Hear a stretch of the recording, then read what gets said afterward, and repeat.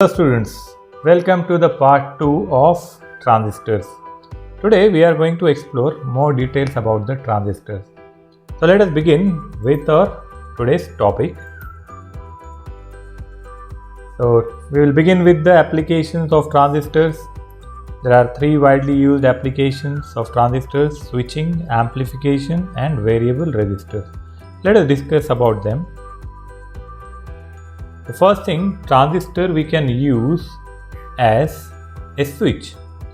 The switch function is very simple. We can switch on and switch off the things which we want in digital circuits. So we have three terminals in transistor. Here we can see this half circle is representing the three terminals of transistor, and there is one LED. LED is connected with supply voltage 5 volt. And if it is connected with our desired connection, it will be on. In other case, it will be off. That is the simple statement. If we are giving digital input, if we are saying LED to be on, it will be on. If we say don't be on, if we give off signal, it will be off. So how exactly they work as switch? Let us explore them different way. So we apply a small voltage at base. So what happens? Current flows from collector to emitter, base emitter, and you can see here. So what are the names? Current we represent by I and voltage we represent by V. So if current is flowing between collector and emitter, it will be called as ICE. I will go back to the previous slide once. Okay. So the current flowing between collector and emitter will be called as ICE, and the current which flows from base to emitter will be called as IBE. So let us have some animation with the explanation here. So here we can see here PNP transistor is used. What is the difference between NPN and PNP? While drawing the symbol, for PNP the arrow of emitter goes inward, right? So if we switch on, then what will happen? Bulb will glow. That means from base we are giving the control signal. If from base, if we say switch on, it will be on. From base, if we say off, it will be off. Along with this, these two circuits are different. So left side circuit is used with transistor, and the bulb part is connected with relay, right? So we require very small input voltage at the input side to make it on. So this is something how this particular switch works. So we have connection, we have this movement from emitter to collector as well as base to collector. Another example is pulse width modulation. In this we are using MOSFET, this symbol of MOSFET. So what happens when we give input signal will decide whether our motor will work or not. If our signal is on and off, what is digital signal? Digital signal means ones and zeros. If we are saying 1, it will be on. If we say 0, it will be off. So this signal, you can see this bottom line is 0 and this top line is 1. So everything is between 1 and 0. When we say 1, it will be on. When we say 0, it will be off. So here we can see one more example of Darlington pair. This one is used to produce some high current gain. This particular circuit. About this we will have discussion in the coming chapters. So these are various applications of transistors which we can use, and the most important application is amplification. That also we are going to discuss how exactly it works as an amplifier. So here we will compare it with the diode. So diode, we have discussed, diode is a two-terminal device. We have one anode, one cathode. So we have two terminals. One will be connected with input, the another one will be connected with output. So it's simple. But what do we have in transistor? In transistor we have three terminals. So out of these three terminals, we have to decide how can we get the inputs and outputs. because we have 3 inputs here.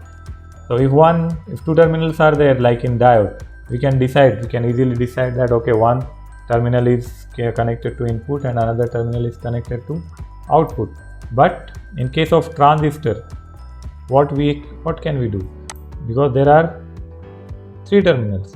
So you might have played some game in cricket. While playing gully cricket, if you are playing and if you get one extra player, like you have divided yourself between the team of 7-7, you have 14 friends there, and if suddenly one member comes and he requests that I want to play, so what will you do? In most probable condition, we allow him to play from the both sides. So he act common between the 2 teams. So what we do something same in the case of transistor. We have 3 terminals here. So we have to make the even, like number of inputs and number of outputs will make same. How will we do that? We will make any one terminal common between input and output. For example, if I say emitter is my common terminal, it will be common for input and output. So he will work with base as input and he will also work with collector as output. So he will be a common terminal. So like this, we will have the symmetry. We can maintain the symmetry. So this is something we have to remember, that while making connection of transistors, we have to make one terminal common. So which one? We can do all the possibilities, and the most commonly used configuration is common emitter configuration in transistors, which is used as making the common. We make emitter commonly common between input and output. So in that way we have to remember. And in symbol of transistors, for NPN the arrow goes out, for PNP arrow goes in. So this is something we have to remember. So BJT is a part of our discussion. So now we are discussing about the transistor biasing and configuration. So now you have to answer one question here. Which are the terminals of BJT? Just now we have discussed about BJT, as it is base gate emitter, base emitter collector, or base source gate, or base junction emitter. So your time starts now. Everyone is supposed to give answer in the live chat. If live chat is ended, you can put the comments in comment box. Only you can see your comments, no one else will be able to see your comments. We'll make such setting. So your time is up. For BJT, either it is PNP or NPN, the correct answer is base emitter collector. Base emitter collector are the 3 terminals of BJT. So those who have written this answer, the answer is correct. The next, one terminal. Now what is the solution? We have just now discussed. We have to make either common base, common emitter, or common collector. So we'll see how exactly we do that. So by using such kind of connection, we can do. Here in left side you can see common base. So out of 3 terminal, base is common for the left side and right side. So left side is say our input side. So base is common with emitter and base is common with collector. So this is called as common base configuration. Next, common emitter. Common emitter will make emitter as common. Emitter will be common with input as well as output. So we'll call it as common emitter configuration. Third one is common collector. Common collector will just rotate it towards collector. Now this symbol is wrong here. This diagram is wrong. Here we should not have this arrow. This arrow should be towards emitter. So this one you have to take care. So I will also make corrections here. So let us hide it with some shape here. So this is wrong. So we should always remember that collectors will not show the arrow, only emitter will show the arrow, and most of the time in examination students do this mistake. So we have to be very much clear. Now here we can see in terms of PNP, previous diagram was for NPN. For PNP we get the arrow inside. The only difference is that arrow goes inside. So this is common base, base is common, common emitter is common, and common collector is common. Here arrow is shown with emitter, so this diagram is correct, right? The only difference is that everything is same. Input side we have battery, output side we have battery. Input side we are applying low voltage, output side the battery is heavy, that means we are applying more voltage there, more reverse voltage, and output we are taking at the with some load resistance, and other things are same like for NPN. So NPN transistor configuration. Now let us discuss the most common type which we use to understand the amplification. So this is NPN transistor we have connected. So left side N means negative, positive, negative. We are using 3 semiconductors here. So base is common here. Base is common with input. So input voltage is connected between the base and emitter. So this particular connection, this voltage source is connected between base and emitter. So it will be called as VBE. That is voltage between base and emitter. Now another voltage which is connected, it is between base and collector. So we can call it as voltage between collector and base. In few books it will be written as VCC also. So it doesn't matter, for our simplicity we can use any kind of nomenclature, but for simplicity we will keep it as per the name of terminals where it is flowing. So we have two parts here. One is input part. Input part, if you observe, we are making it forward bias, and output side we are making reverse bias. Before that we'll see how exactly current flows. The flow, how is the flow of current here. So we have on base terminal, we have collector and we have emitter. So what we do, first we have to switch on base. So if we consider the example of water flow, when we open this base, then only the collector will also open. Here you can see there is a shaft.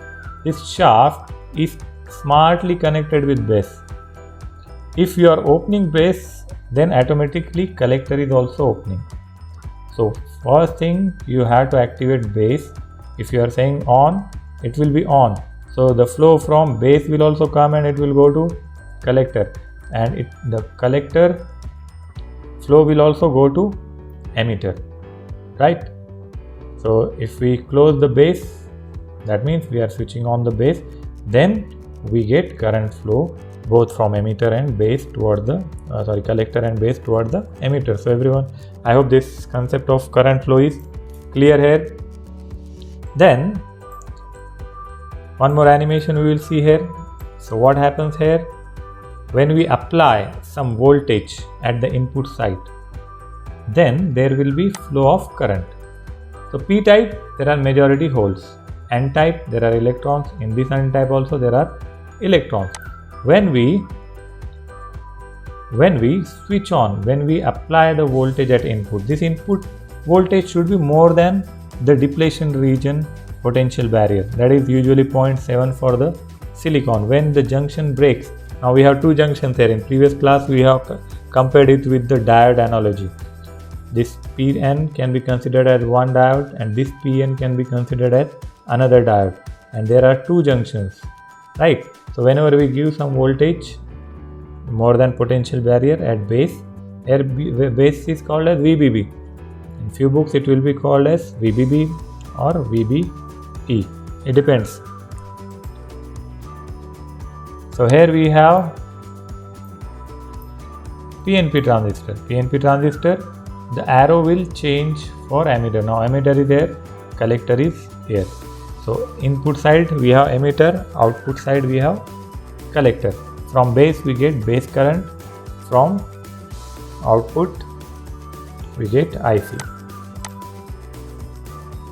So now let us discuss the mode of operation.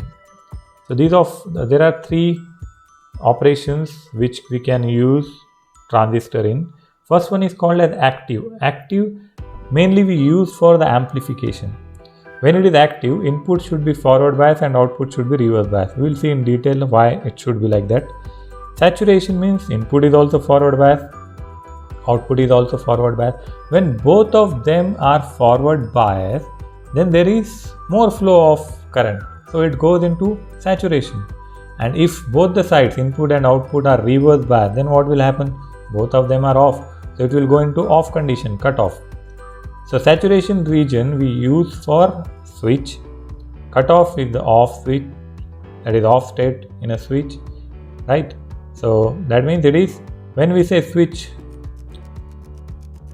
is having high current, that is low voltage, and digital circuit zero logic level we get.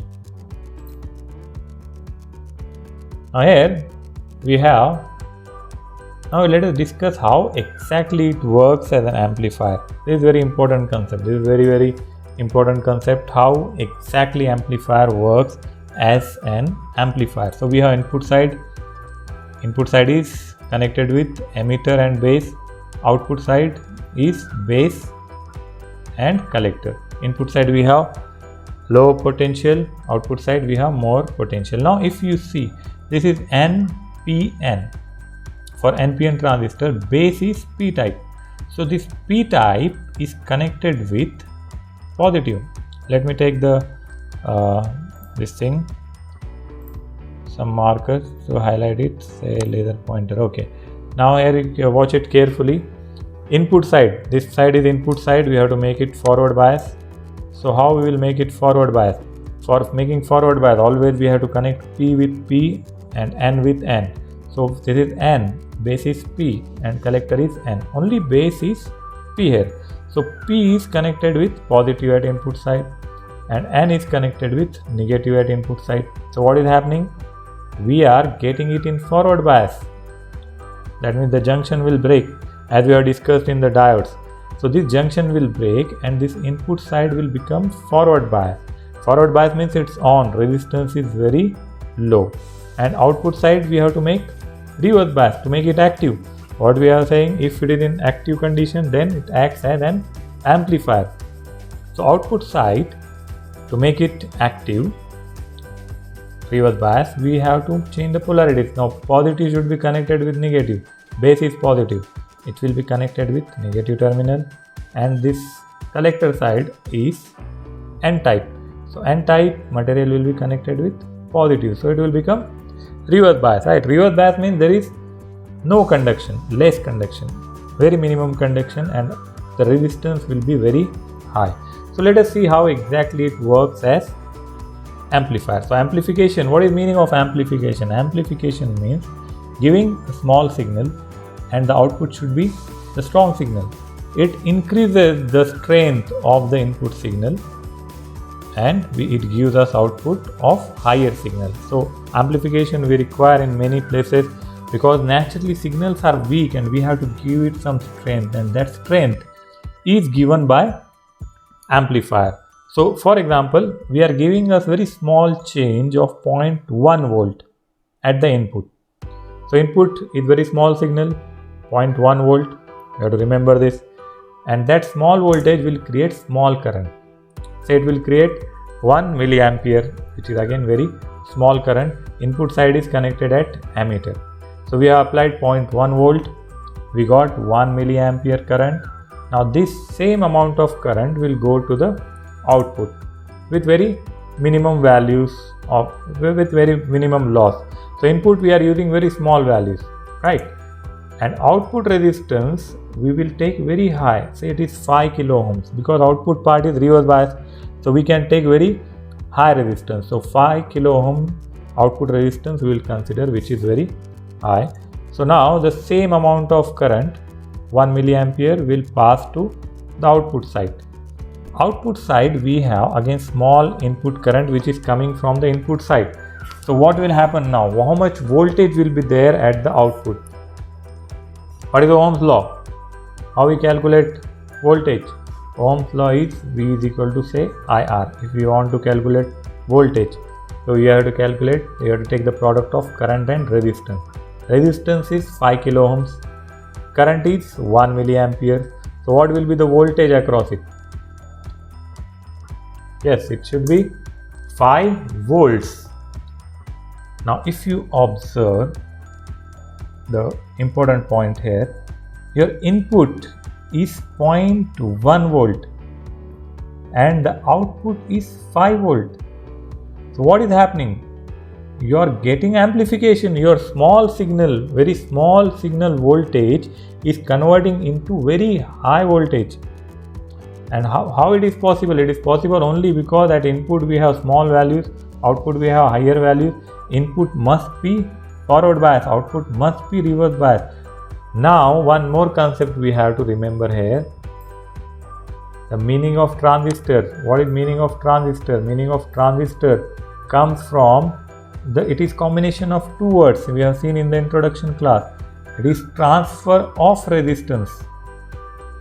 It is also related with transconductance, but with our simple logic, we'll remember it as transistor. Trans is coming from transfer. This istor is half part of resistor. So it is combination of transistor. Transfer of resistor. A resistance is transforming from input to output. Input where there is very small resistance because it is forward bias. Output side there is very high resistance, that is reverse bias. So due to this change in the resistance, we are able to get the amplification. Otherwise we will not get. Now imagine if this resistance is 10 kilo ohm and input is still 0.1 volt. So what will be the output voltage? 10 volt. You increase the output resistance, you are getting more amplification. So because of this particular operation, it is called as transistor. The name transistor is coming from here, that because of the transfer of resistance logic, we are able to get the amplification process. So this is very important concept we have to remember. So this is about the amplification. Now another question which we have to answer in the live chat or comment is, for amplification following condition shall be satisfied. Input side should be reverse bias and output side should be forward bias. Both sides should be reverse bias or both sides should be forward bias, or input side should be forward bias or output side should be reverse bias. You can type your answers. Your time starts now.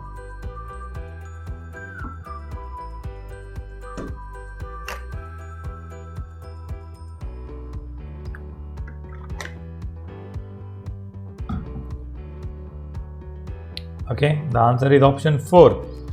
Input side should be forward bias and output side should be reverse bias. Now let us discuss the structure and how exactly it works. Let us have more technical terms.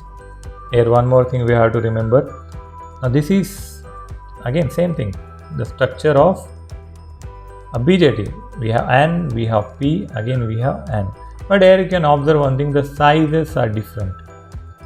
This emitter is more heavily doped. Here you can see P is lightly doped and N is moderately doped. If you observe the 3D view of the front view, so we take a single stone of silicon or germanium and on that we define the boundaries to make the devices. If I want to make diode require only one P-type and one N-type. So what I will do? I will define a region, I will define a junction. Left side, say I will add the trivalent impurity, so it will become P-type. Another side I will add pentavalent impurity, so it will become N-type. So I will not take separate P-type and N-type to attach them. Can we get it like this? How will you make a diode or a transistor? If you just imagine, you cannot take a P-type separately, N-type separately and attach them with some Fevicol. It will not work like that. It will not become diode. This is called as monolithic technology. You have to have a single stone. Mono means single. Lithos means stone. We have to use single stone. That's why it is called as monolithic technology. So monolithic, we have to use only one stone. So what we will do? So for example, if I want to make a color chalk with two different colors, say I want to make this color, say red, and another one yellow. So I can take these two different chalks and attach them together. Say this is my P-type and this is my N-type, right? So it is my P-type, this is my N-type. So I cannot connect them with two different things. It will not work as diode. So what I have to do? I have to take a single color. Probably I will take a white. I will take a single white chalk. And what I will do on white chalk? I will define a boundary. Why it is white? Because we are giving a white color. Why someone is blue? Because we are adding blue color. Someone is red because we are adding the red color. So what I will do in monolithic technology, I will take a single stone. Now this is not chalk, this is my raw silicon. On silicon what I will do, I will make a center line boundary. Left side I will inject trivalent color. Another side I will inject pentavalent color. So what will happen? On the same stone I will get p type and n type. So it will become diode.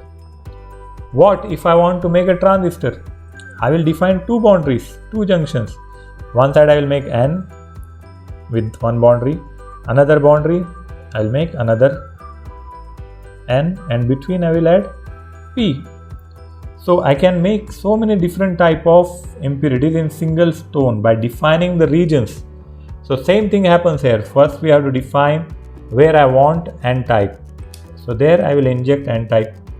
Where I want P type, there I will inject P type on the single stone. So this is something we do while making the devices. So on a 3D note, only if we discuss the front view, but actual device will be 3D. We will have a semiconductor, and on that we'll define the regions, and those regions will be, then we have to remove it. There will be various processes, etching or the adding doping. There are so many things, cleaning. So like this we create P type and N types on the device as per our requirement. So we can make P and P. Here left side I want N, so I will add pentavalent impurity there. Simple. Then there are various technologies. So now this one is planar, on a plane. First we create N substrate. The entire material we will make N type. Then we will make some silicon dioxide layer. For this for MOSFET. So MOSFET is the last part of this chapter. But overall we have to understand the process. Then I will add P type. Wherever I don't want anything, I will etch it out. That means I will remove that part. And on single stone I can create N number of P types and N types. That's why on single chip we can create millions of transistors. What we say, in my processor there are 10 billion transistors or 10 million transistors. And how we create that? We don't take separate million transistors and connect them. It is not possible. We create them on the single stone. On that single stone we get the material. Where I will make one diode, I will add P type, N type, P type, N type as per my requirement, and I will keep on making transistors as per the design. So all those things again in detail you have to study in the subject of VLSI. So here is another approach. E type, N material for B, P for C, N. There is also one simple front view.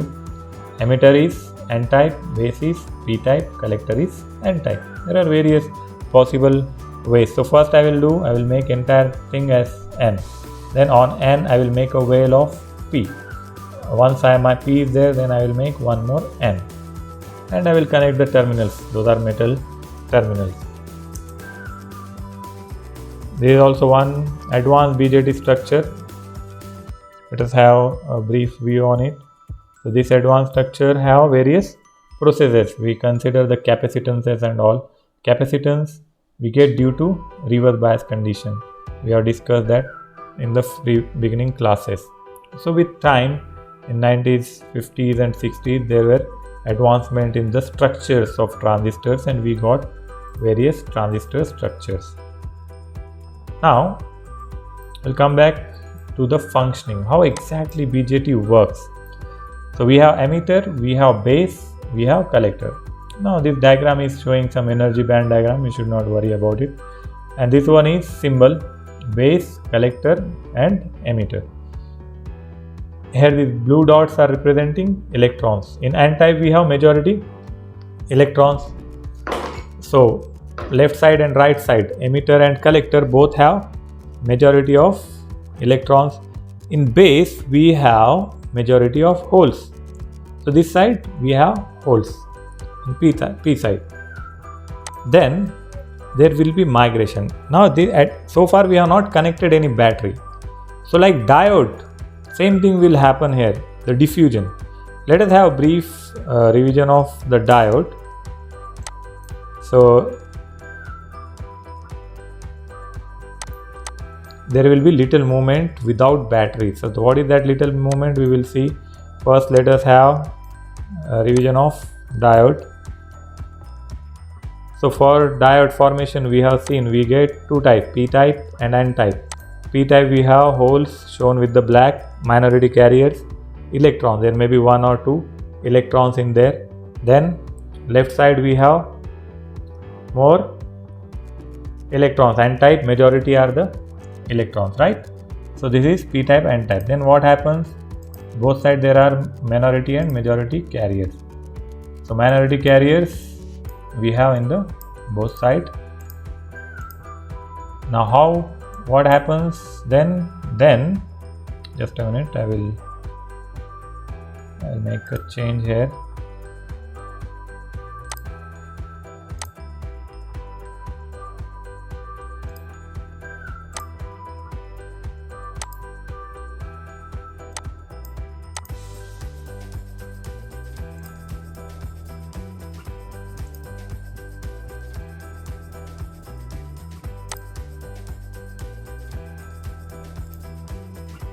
Okay, so what will happen? We have the nature's law, we have P type, we have N type.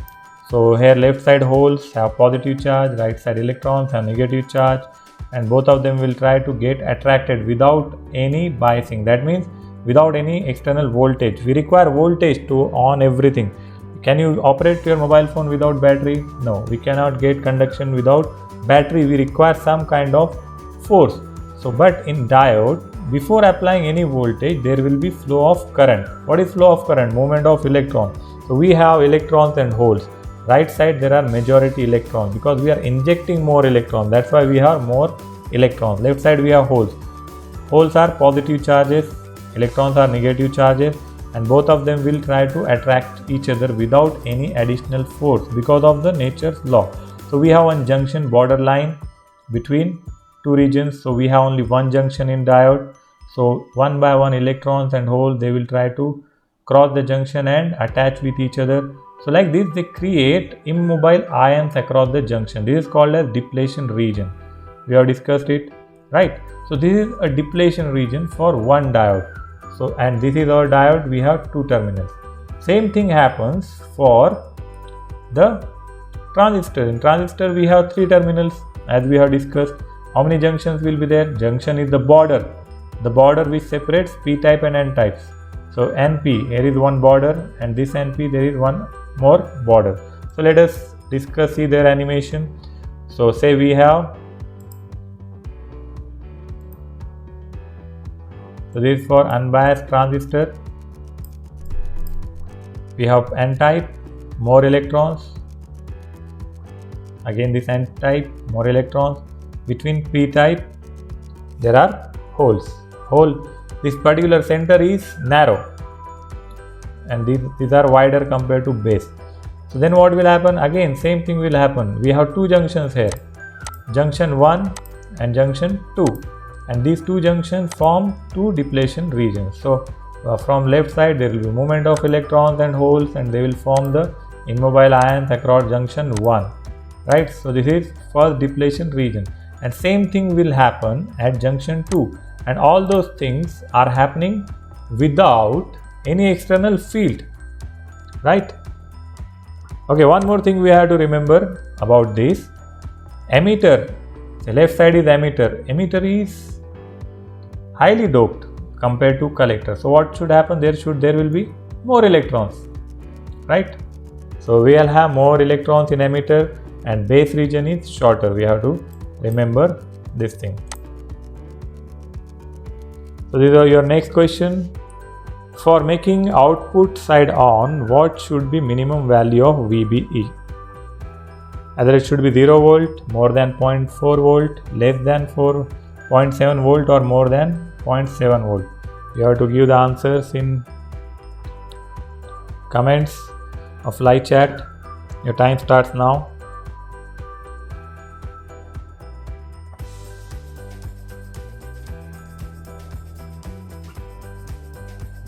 The correct answer is it should be more than 0.7 volt, because what we are talking about is depletion region.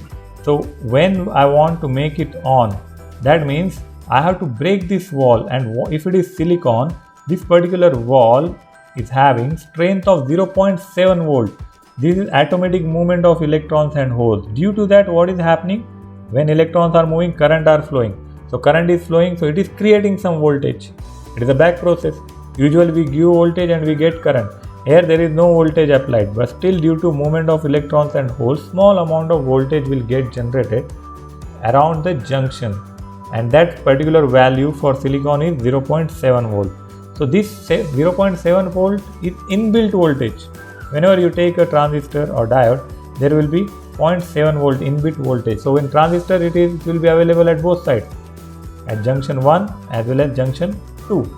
So if you want to make it on, you have to first break this. If your input is connected between base and emitter, you have to connect it in such a way that this wall breaks. So until you give more than 0.7 volt, this particular wall will not break. So that's all for this session. Next session we will continue with another equations and other details. Till then, have a good day.